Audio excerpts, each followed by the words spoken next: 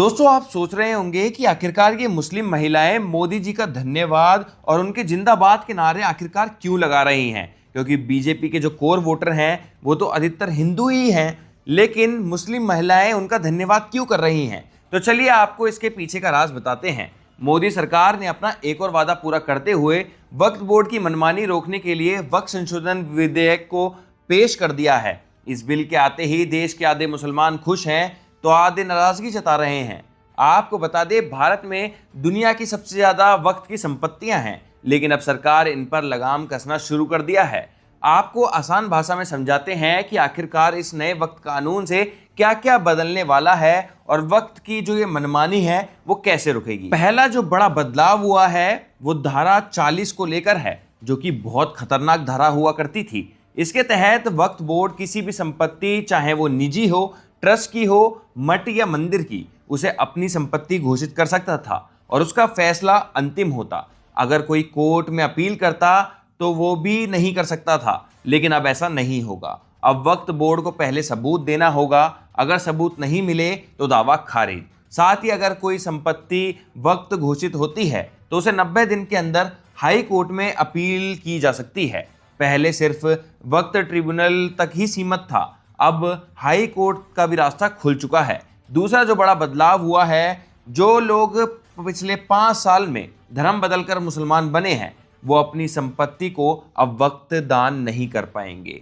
पहले लालच, डर या दबाव में लोग ऐसा करते थे और अपनी संपत्ति को दान कर दिया करते थे, लेकिन अब ये सब बंद हो चुका है। तीसरा बड़ा बदलाव जो है, वक्फ अल औलाद, जो कि परिवार के लिए दान की गई जमीन हुआ करती थी, उसमें पहले सिर्फ पुरुषों को ही उस जमीन की आमदनी मिलती थी, लेकिन अब महिलाओं को भी इसका हिस्सा मिलेगा ताकि महिलाओं को बराबरी का मौका मिल सके। चौथा बदलाव वक्फ बोर्ड के अंदर होगा। वक्फ बोर्ड को अब सेकुलर बनाया जाएगा। इसमें 2 गैर मुसलमान, 2 मुस्लिम महिलाएं शामिल होंगी। बोर्ड के सदस्य या जज जैसे पदों पर मुसलमान होना जरूरी नहीं होगा। साथ ही शिया, सुन्नी, पिछड़े मुसलमान जैसे कि बोहरा और आखनी समुदाय से भी एक सदस्य होंगे। अब वक्फ बोर्ड भी सबकी आवाज़ सुनी जाएगी।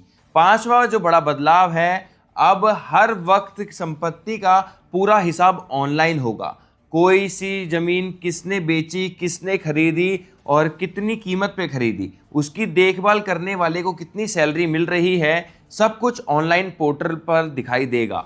वक्फ बोर्ड कुछ भी नहीं छुपा पाएगा। अब ये जो पूरा प्रोसेस होगा वो एकदम 100% ट्रांसपेरेंसी के साथ होगा। तो दोस्तों, ये थे कुछ 5 बदलाव वक्फ बिल के अंदर। अब जाते जाते आपको किरण रिजिजू का वो बयान सुना देते हैं, जिसमें उन्होंने बताया है कि वक्फ के संशोधन कितने जरूरी थे। अगर नहीं करते तो एक समय के बाद वक्फ हमारे देश की संसद पर भी दावा पेश कर देता।